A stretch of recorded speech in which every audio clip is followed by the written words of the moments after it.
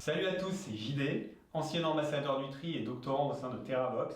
Et on va parler ensemble sensibilisation et rationalité limitée. Alors si je vous demande comment augmenter le nombre de personnes qui trient leurs déchets par exemple, qu'est-ce qui vous vient à l'esprit? Alors la réponse la plus fréquente, ça consiste à diffuser de l'information. On va distribuer des brochures, affiches et flyers pour expliquer comment trier et également pourquoi trier. Le problème avec cette approche, c'est que l'information ne suffit pas toujours. Par exemple, vous allez avoir du mal à trier s'il n'y a pas de bac de recyclage. Et même lorsque l'environnement est favorable, cette approche peut ne pas suffire. Par exemple, l'information peut être évitée. Votre flyers, j'en veux pas.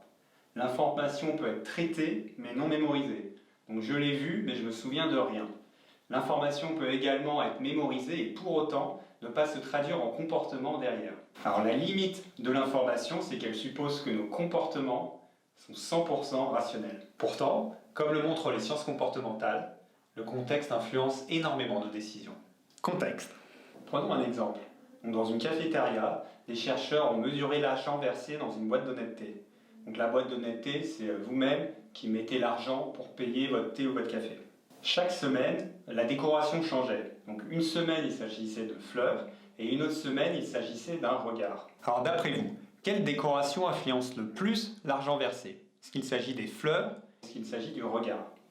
Alors conformément aux hypothèses, l'argent versé était 3 fois plus élevé lorsqu'il s'agissait d'un regard plutôt que de fleurs au-dessus de la boîte d'honnêteté. Alors pourquoi? Eh bien parce que le regard activerait la conscience de soi-même et de sa réputation. Et du coup on serait plus enclin à coopérer. Cet exemple illustre parfaitement l'idée que nos comportements peuvent être influencés par des éléments très subtils du contexte.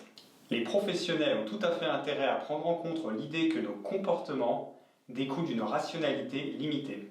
Pour continuer à explorer cette idée, je vous propose de faire un petit jeu inspiré du livre de Daniel Kahneman, le célèbre psychologue.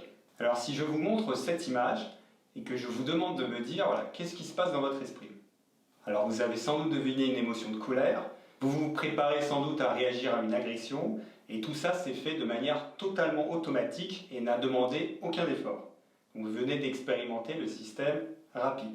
Maintenant, si je vous dis, essayez de résoudre cette multiplication. Ça va vous demander un effort, il faut chercher le programme de multiplication, il faut décomposer, et beaucoup d'entre vous ne feront même pas l'effort. Vous venez d'expérimenter le système lent. C'est un système qui fatigue très vite. Alors maintenant, prenons un exemple dans le domaine des déchets. La plupart d'entre vous seront d'accord pour dire que cette affiche demande beaucoup plus au système lent et beaucoup plus difficile à traiter que celle-ci, qui sera donc lue et mémorisée par davantage de gens. De manière générale, il faut vraiment veiller à éviter la surcharge informationnelle.